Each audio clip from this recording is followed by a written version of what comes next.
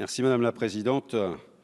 Mes chers collègues, le débat sur le CETA n'est pas une question technique ni marginale. C'est une nouvelle pierre dans l'édifice du néolibéralisme qui fait advenir un État servile avec les forts et brutal avec les faibles. Le débat sur le CETA, c'est aussi une nouvelle étape dans l'autonomie du monde des affaires. Comme le dit Grégoire Chamaillou, je cite, « S'il y a bien un acteur social qui ne veut pas être gouverné, c'est lui. Se rendre soi-même ingouvernable, ceci pour mieux gouverner les autres. Il n'est donc pas d'accord commercial comme celui-ci qui soit acceptable. Le monde que vous nous préparez avec le CETA, nous n'en voulons pas. Et contrairement à d'autres, nous n'en avons jamais voulu. Soutenu par le monde des affaires dont l'avidité n'a d'égal que son mépris des peuples et de la planète, le CETA doit être fermement contré. Le néolibéralisme est en train de faire de nous des hamsters, courant à l'infini dans une roue, sans autre objectif que la croissance, pour la croissance, et le profit, pour le profit. Alors que l'on nous promet toujours que ce système tire vers le haut le niveau de vie de l'humanité, on nous l'a encore dit tout à l'heure à cette tribune. L'ONU alerte sur la progression de la faim dans le monde, pour la 3e année consécutive. Permettez-moi de me demander à quoi sert tout cela dans ces cas-là. À quoi cela sert-il de signer coûte que coûte un accord de libre-échange avec le Canada pour accroître la mondialisation qui ne crée ni bien-être, ni paix et qui contribue à détruire la planète et les emplois? Votre obstination à soutenir la croisade de l'Union européenne, qui consiste à signer le plus possible d'accords de libre-échange bilatéraux, ne devrait plus être à l'ordre du jour. N'est-ce pas vous, Monsieur le ministre Jean-Baptiste Lemoyne, qui avait dit lors de la première réunion « Ce genre de traité n'est ni fait ni à faire et il faudra travailler à autre chose ». Je vous cite, et tous ceux qui sont membres de la commission à laquelle je siège en sont témoins et pourront citer.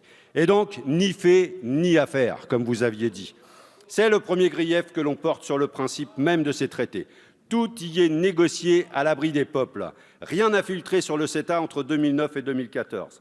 Il a fallu de puissants mouvements sociaux pour faire la transparence sur cette question, tout comme il a fallu l'acharnement de cette commission des affaires étrangères pour obtenir du gouvernement une étude d'impact digne de ce nom.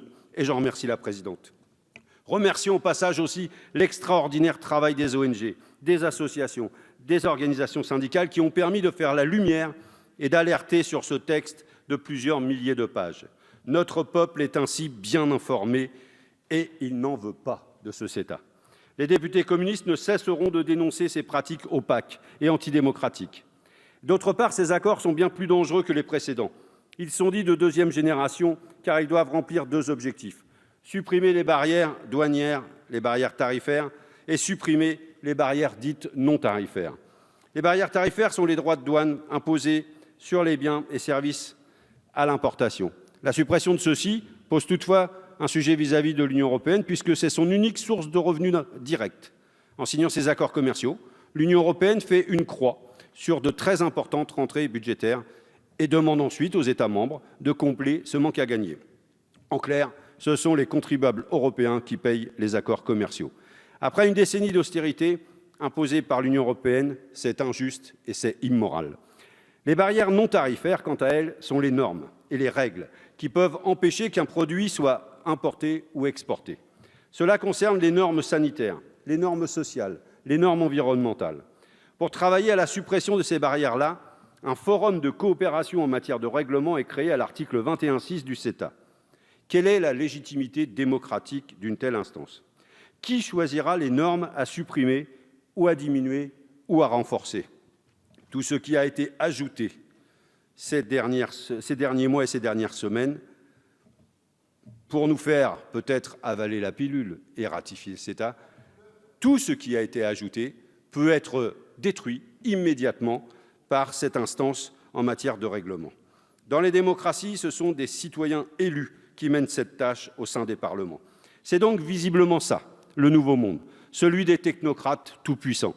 Et si les États ne sont pas d'accord avec ces normes ou qu'ils décident d'en créer de nouvelles qui ne plaisent pas aux multinationales, il est prévu un tribunal des règlements des différends, l'ICS, qui aura pour but de protéger les investissements s'ils sont considérés lésés par une politique publique. Et j'ai bien dit multinationales parce qu'aucune PME ne sera assez riche pour engager ce genre de procédure. Et évidemment, les syndicats, les ONG et les citoyens n'y auront pas accès.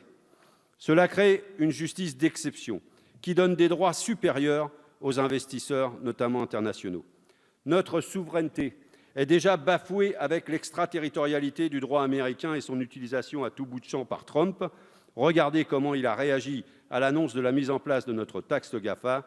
Alors, n'en rajoutons pas. Pire, la mise en place de l'ICS va engendrer une autocensure du législateur. C'est d'ailleurs le rapport de Mme Schubert, qui est beaucoup cité aujourd'hui, qui le dit. Je cite le rapport.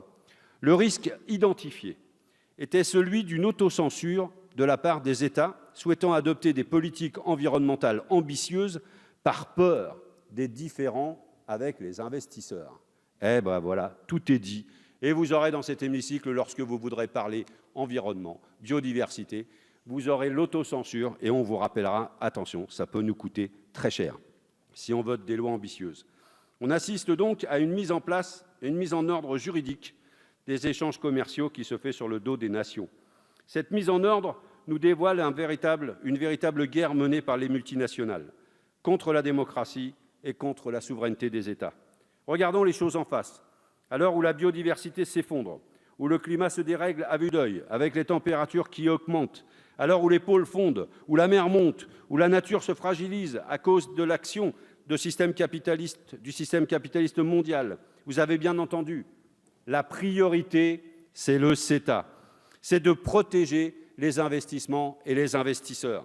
Qu'importe la nature, qu'importe la température, qu'importe le climat, qu'importe la biodiversité, la seule chose qui doit être préservée en ces temps troublés, ce sont les investissements. Et ce n'est pas le ridicule veto climatique, bon uniquement à vous donner bonne conscience, qui va changer quelque chose. Les recommandations du veto ne seront pas contraignantes et il sera inopérant du fait de l'obligation d'obtenir l'unanimité du comité mixte du CETA sur cette question. Et on voit mal les membres de l'une des parties se prononcer pour un veto bloquant un projet émanant de son État. Et ce n'est pas la seule chose de grave. Avec ce traité, celui que vous ne vouliez plus refaire, monsieur le ministre, tous ceux qui suivront, avec le Japon, avec la Nouvelle-Zélande, l'Australie, avec le Mercosur, le Vietnam, Singapour et le Chili, ou encore le Mexique, nous allons droit dans le mur. Car l'on nous explique aujourd'hui que si l'agriculture européenne est menacée par l'importation de produits agricoles en Europe, du fait du CETA, il n'y a aucune inquiétude à avoir puisque les technocrates de Bruxelles travaillent activement à ouvrir des quotas à l'exportation dans le cadre des prochains accords de libre-échange. Pas de doute, la logique de la fuite en avant est bien en place. La fuite en avant porte aussi sur l'absence de soutien de l'Union européenne des agriculteurs français, comme s'il n'était pas important de les faire mourir. Rien n'est prévu pour protéger notre agriculture de qualité, de l'utilisation des activateurs de croissance dans la viande, de bœuf au Canada. Rien sur les farines animales. Je vous ai entendu à la télé il y a quelques heures, monsieur le ministre, dire « oui, mais ce ne sont pas les mêmes farines animales qui ont procédé à la vachole ». Ce sont des farines animales et les farines animales sont interdites en Europe. Les très lourdes menaces sur la filière bovine française qui fait peser sur le CETA est inadmissible, puisque vous allez mettre en concurrence des éleveurs n'ayant pas les mêmes normes. Rien non plus pour empêcher l'importation de pétrole de schiste, dont le Canada est l'un des premiers producteurs mondiaux. La protection de la santé des populations semble, au même titre que la protection de l'environnement ou que la démocratie, passer bien après la préservation des profits des multinationales. Les députés communistes n'ont pas de mots assez durs pour critiquer ce traité et le monde que vous nous imposez. Quel avenir proposons-nous à nos enfants? Réfléchissez bien à tout cela avant de voter. Enfin, rappelons ici que l'Union européenne a décidé de limiter au maximum le passage de ces textes dans les parlements nationaux de peur que la démocratie ne bloque certains de ces projets. C'est donc sûrement la dernière fois que notre Parlement se prononcera sur le volet commercial d'un accord comme celui-ci, même si vous demandez le contraire, Madame la Présidente. À moins que nous remettions en cause le fait que la politique commerciale des États membres soit déléguée à l'Union européenne. Pour vous sortir de ce mauvais pas, messieurs les ministres, qui certes n'est pas de votre responsabilité, puisqu'engagé sous la présidence de Sarkozy, validé sous la présidence de François Hollande, nous vous proposons de donner la parole au peuple à travers un référendum, comme d'autres démocraties savent le faire. Ce sera un beau message. Ce sera un beau message pour demander à la Commission européenne et au nouveau Parlement européen de changer de politique commerciale et de porter et d'investir dans un nouveau monde. En attendant, les députés communistes, le groupe GDR voteront contre la ratification. Merci, monsieur le député Lecoq.